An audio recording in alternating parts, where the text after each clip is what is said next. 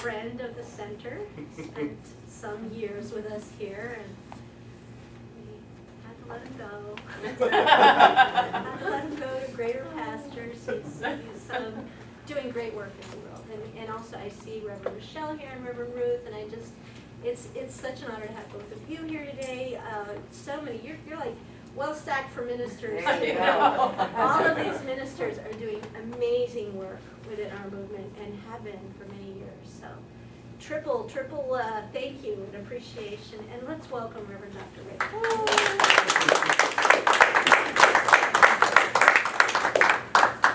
How is everybody today? Great. Outstanding. Great. Wonderful. So I'm going to let you know now, because we understand that there's this thing called energy, right? And if the energy is, then that's saying something about where our minds and our thoughts and our feelings are. So there's a difference between how you feel and how you are. You may not be feeling all that great, but did I ask how you feel? No. Oh, I didn't ask how you feel today. How are you? Amazing. Outstanding. Wonderful. As long as we are connected to and remember and know that the truth of our being, that which we are, is that, then how we feel eventually must align with that. So keep in mind that there's a big difference between how we feel and how we are. So knowing that right here, right now, all of you are great and you're magnificent, are you ready for a challenge today? Yeah, absolutely. See, you say that because I don't know that anybody's going to say, well, no, not really, I would rather. So, a couple of weeks ago at CSL Greater Baltimore, I asked this question about, is your spirituality relevant? So just marinate on that for a second. Is your spirituality relevant? Now, I'm not asking if science of mind, religious science is relevant. I'm asking if your spirituality is relevant. The manner in which you embody this thing called science of mind, religious science, the manner in which you show up as a metaphysician, is it relevant? Now let's table that for a second and let's ask, well, what does it mean to be relevant? And that's an actual question. Feel free to give answers. What does it mean for anything to be relevant? Have meaning. To have meaning, Purpose. purpose, Makes a difference. makes a difference, In touch with the time. in touch with the times. Ooh, let's jump with that one. Let's perfect segue. In touch with the times. What is one thing that we also heard in the opening prayer that is relevant for today's times? Specifically, a group of young women were mentioned. Why? Why did Reverend Ruth even mention them in the, why were they even mentioned? What is relevant about them at this moment? Climate. Climate what? What about climate? We've always had climate. We always will have climate. What about climate? Declining at all. Oh, it's changing. Well, it changed the 4 seasons. Climate always changes. In what way is it changing that we need these young women and the hundreds of thousands of others who are marching together to say, what about climate specifically? Respect it. Be aware that the climate is changing in a way that if it continues to go in the way that it is going, human life will no longer be sustainable on this planet. Because see, the thing is, the planet's going to continue. It's going to go on. It'll be hot as all get out probably, but it'll go on. We won't be able to enjoy the ride. So this whole thing about climate change and being relevant is, are we slowly committing suicide? So pause for a second, because I asked if you wanted to be challenged today. So, name something specific related to climate change that we are noticing is happening somewhere in the world. Declining rainforest. Declining rainforest. Rising ocean. Rising oceans. 2 more, at least 2 more. Acid rain. Acid rain, 1 more. Glaciers are melting and bee population. That's a really big one too. Because if they go, we go. So now, would you say that there are a lot of people who simply pray for the acid rain to go away? Simply pray for the rainforest to be, reforestation, and simply pray for the bees, and pray for more ice, and pray for, and pray for. Would you say that there are a group of people who, and that's all they do? Yes. Yeah.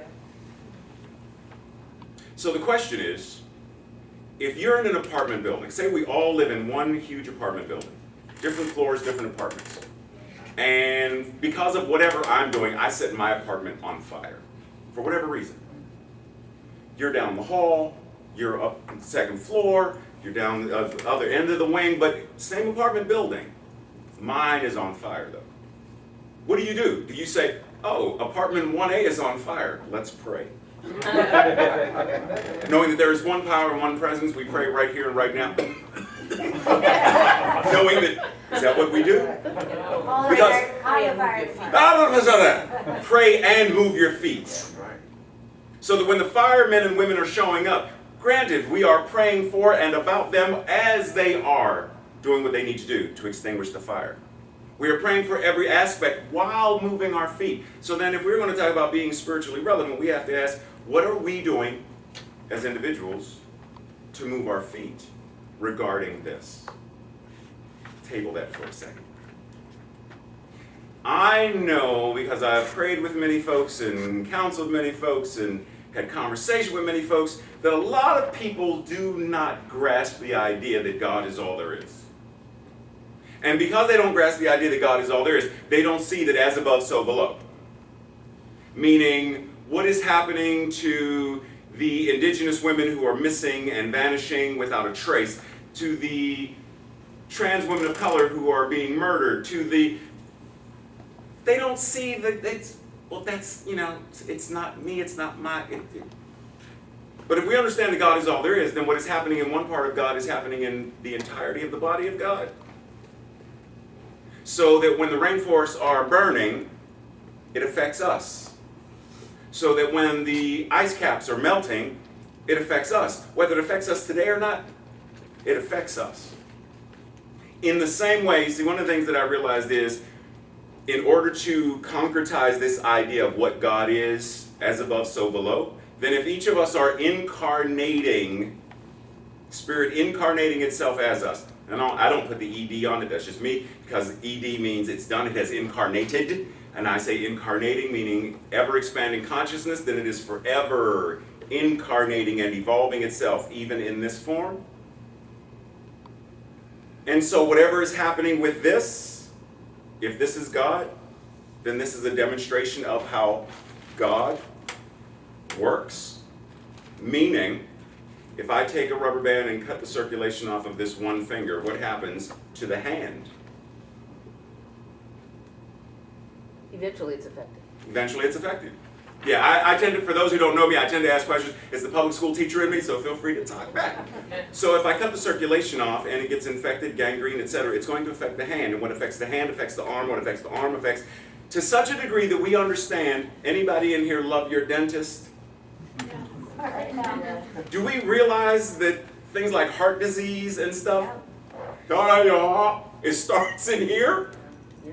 So when you go to the doctor and you're like, oh, I'm having chest pains, the doctor looks at everything because it could be any number of things, including gum disease. So what is happening in here affects the heart. What happens in the gut affects the entirety of the body. That's why we talk about food as medicine. Name something that you love to eat that you know you shouldn't. Ice cream. Ice cream.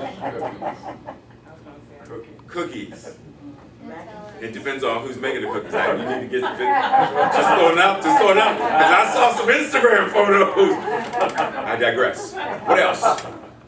Biscuits and gravy. Biscuits and gravy. Okay, pause. Name some activity that you really don't like doing because whatever, it's boring, it's time consuming. Like some people don't like to meditate because as soon as they meditate, they fall asleep and they can't focus and they can't concentrate. Some people don't like to read whatever it is, science of mind, textbook or whatever, because I don't understand it. It's hard to read, and so they don't like to read. Name something that is an activity that you know would benefit you if you engaged in it. However, you tend to refrain from it. Bookkeeping. Bookkeeping. What else? Exercise. I'm on that boat with you. What else? 2 more. Eating healthy. Eating healthy. 1 more. Responding to my emails. Responding to my emails. Okay. What if, just what if, we understood to such a degree that we say when Alex prays, when I pray, when Norm prays, when anyone prays, that we understand that we are not asking, begging, or beseeching that which Spirit is for anything, but we are acknowledging and declaring what we know to be true. And because we know that in Spirit there is no time nor space, then we know that what we declare right now is true everywhere, when, and hence, always. So if we understand that, or we allow ourselves to ground in that awareness, then what if the same vibration that says, every time I don't feel like exercising, but I do, then I am aligning with the vibration that says health and well-being, and it inspires, it sends this vibration to every man, woman, and child around the planet who may be feeling, I really don't want to, but I'm going to go exercise. And they will not know why, but simply because I aligned in the flow that says yes. What if there are 100,000 other people who aren't checking their email, and the moment Reverend Ruth says, I'm going to do this, the vibration says, and all of them do as well? What if we understood, whether it's bookkeeping or prayer or songwriting or cooking or school or whatever, that when we say yes, all of God says yes. So when we see any conditions on the face of this planet, and we know whether it's, say it's a straw, because I'm sure we've heard about the straw thing, right? There are some straws we shouldn't be using, but do we? Do we go to a restaurant and we see it on the table? Well, it's easier. You know, it's there. It's not going to hurt anything. And so we do it. But you've just added to the energy of now 100 million other people who are at that crossroad of, do I use or do I not use? And you align with them as well to say, go ahead and use the plastic straw that is going to end up with the plastic cups and little plastic rings that are going to be found in some dolphin's belly, some whale's belly as it washes up on the shore. And I'm going to cry and I'm going to post the photos on Instagram and say, we need to petition and we need to do something. But yet I'm not going to be mindful of my spiritual practice said yes to using this plastic straw. Are we spiritually relevant? Are we doing what needs to be done? I'm not saying we all need to be vegetarians, because not all of us have it within us to be vegetarians. But if we know that the rate of meat is the rate of meat being devoured, being farmed and warehoused, is part of what's creating some of the energy of, then maybe I'm going to be a little bit more mindful of how much meat I consume. And maybe even more than that, I'm going to be more mindful of not how much I consume, but how much I waste.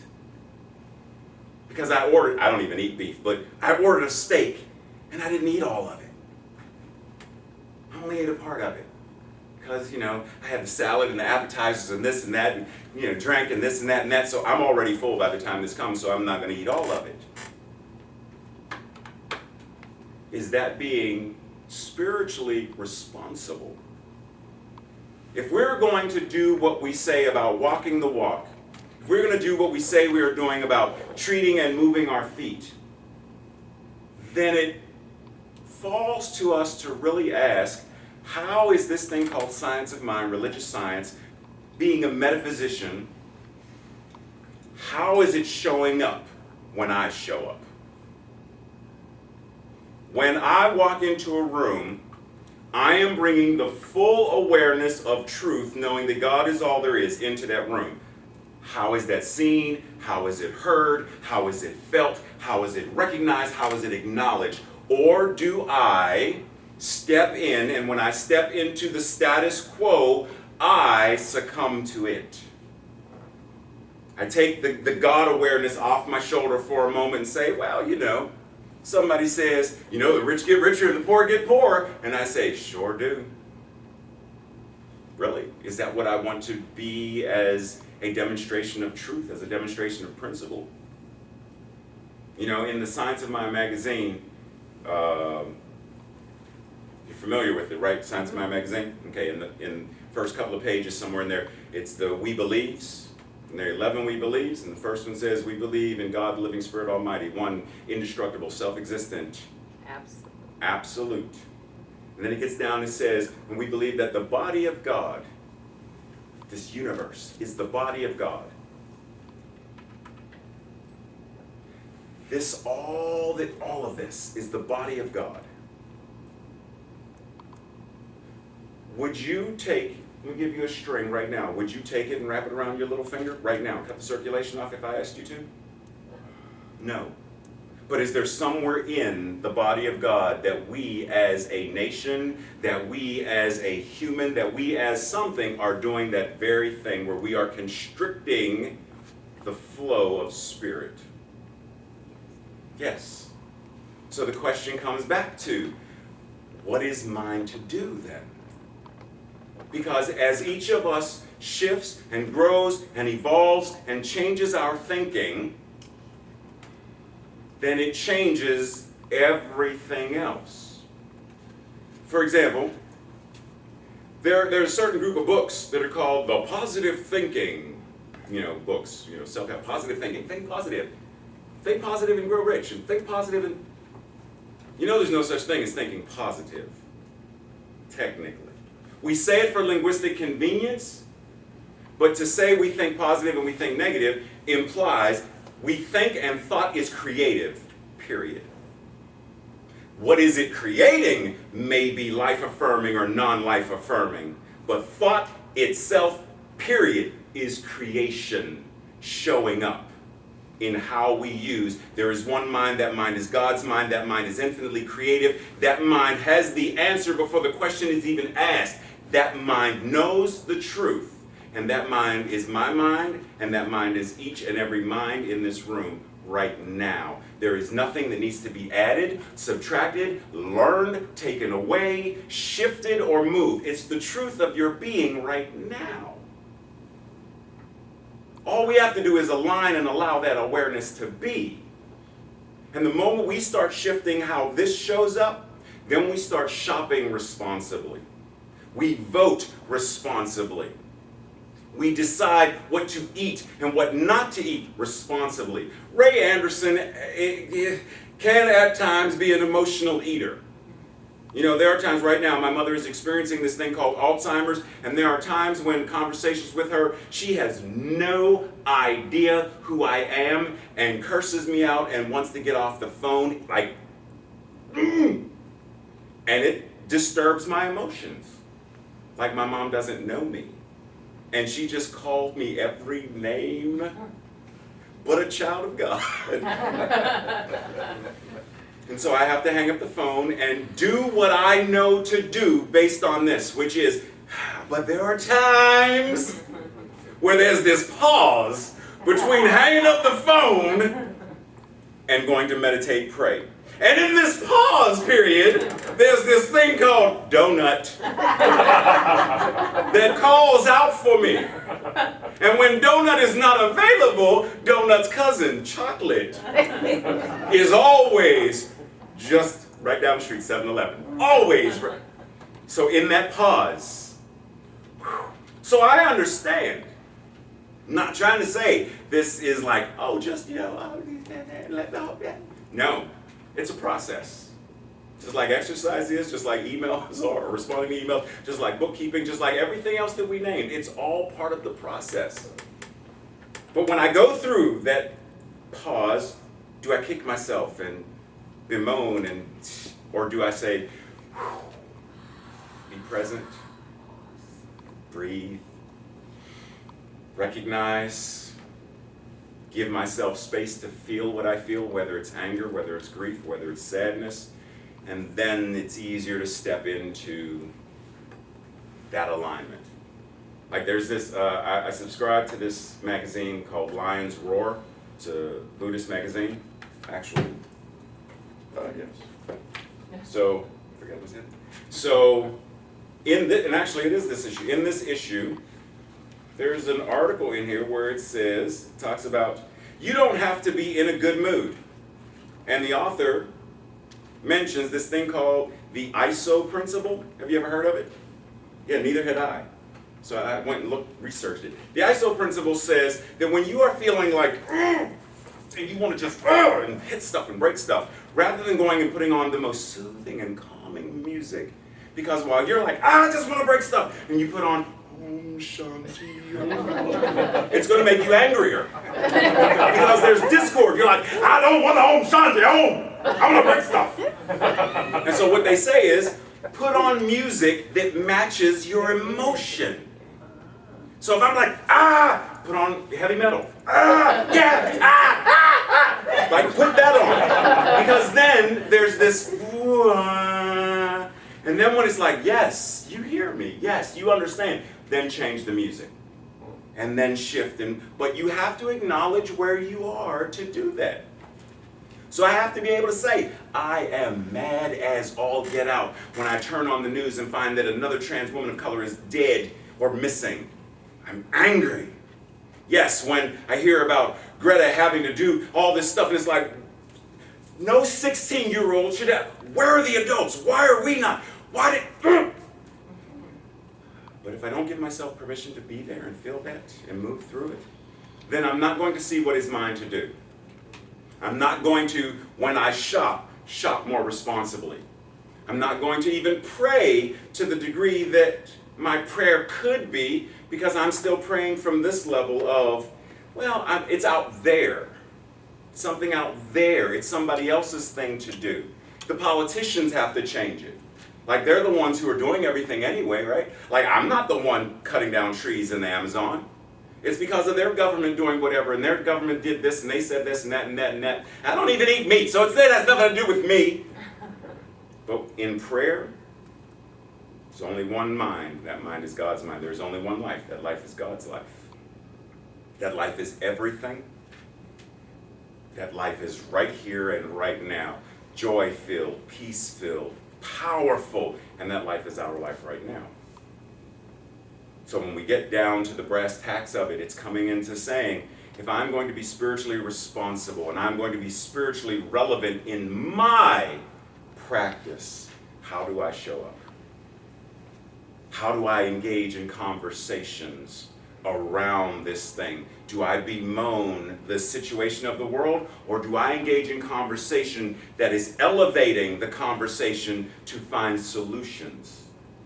Because where two or more are gathered in complaining, then the energy of complaining vibrates out. So do we align in the energy of complaining about and bemoaning about how crooked and how rotten the governments are, and capitalism is, and socialism, and knowing it's not going to do anything? Or do we align and say, so, what do you think we can do? Should we join this rally? Who do we need to call? Maybe we should start a letter writing campaign. You know what, first of all, you know that restaurant that we tend to eat every Friday? Let's go there, talk to the manager, and ask them to get rid of all the plastic straws. Like, what can we as individuals do? Knowing that there is only one power and one presence, God the good, omnipotent, and that which it is, we are. One of the quotes that I included in the little blurb today, which I think Alex put on the cover, from Satish Kumar. As we are urged by the Gita to live in harmony with the natural world, soil, we are also guided to live in harmony with ourselves, with soul. As we are at war with nature, we are also at war with ourselves / each other. Making peace with ourselves / and each other is a prerequisite for making peace with the earth. And making peace with ourselves means realizing our true nature and being who we are. But how many of us find it easier to curse? We curse our height, we curse our weight, we curse our shade, we curse our sexual orientation, we curse this and we curse that. We want to be more like someone or something else because of what we perceive it to be. We're angry at our parents for what they were or weren't. We're angry at our siblings for what they were or weren't, or may never be for us. We're angry at the politicians. We're angry at our ministers. We're angry, and at war with so many. But if I'm going to be mad at Olivia, then the anger that I feel towards her starts with me. It has nothing to do with her. Just because she posts all these fun pictures on Instagram makes life look so amazing. Right? But whatever it is, it starts with us. If we want to make peace with the earth, then we have to make peace with ourselves. Find those places within ourselves today. Come up with 3 things that you know would be more effective and efficient ways of demonstrating how much you love you. Because the more we love ourselves, knowing that there is only one life and that life is God's life, and knowing that when we align in love, it has to resonate out. Treat ourselves like we love ourselves. Treat the earth like we love it. Love your neighbor as yourself. Gotta love yourself first. Let's pray. Simply anchoring into this breath. Simply allowing the body to inhale and exhale. Recognizing that the body is already intelligent enough to know how to take air in and let it out. But ultimately knowing that the body's intelligence is God's intelligence as God breathes itself as each and every one of us. And so as we breathe, we surrender to the breath. We allow the breath to be and to do what it does.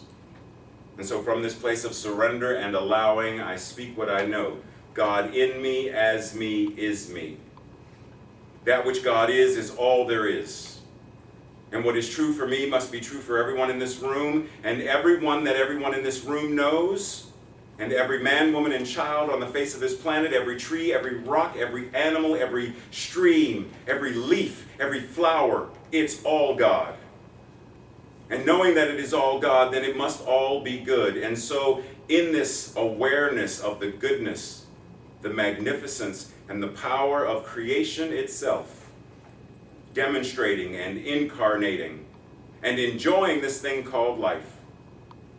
In aligning with this awareness, I know that there is that which is mine to do. There is that which is each individual incarnation of God. There is that which is ours to do. And so knowing that this call right here, right now has risen forth, I know that the call is already answered. I know that there is nothing that needs to be healed, only truth to be revealed. And so knowing the truth of our being, God. Knowing the truth of our being, I am that I am. Knowing the truth of our being, love, light, and joy. Knowing the truth of our being as the infinite, expansive awareness and consciousness of all of creation, I know that right here and right now, that shift, that evolutionary shift in consciousness, in action, in politics, in education, in diet, in all areas of creation. Every field, every profession shifting right here and right now, knowing that which is life affirming. And knowing that this shift is occurring right now, I simply surrender these words into the law that said yes before we woke up, the law that said yes while we drove or metroed in, the law that said yes while we meditated, the law that said yes while we gathered for service, the law that is continuing to say yes even right now, and each moment forward, the law always saying yes to itself. And knowing that this sacred and divine yes is already echoing throughout the single mind of God, I know that it is already fully formed and fully functioning in the mind of God. And so knowing this, I can surrender it. And knowing it is surrendered. And knowing it is so, together we as a beloved community declare this truth by saying, and so it is. Amen. Thank you. Ashe.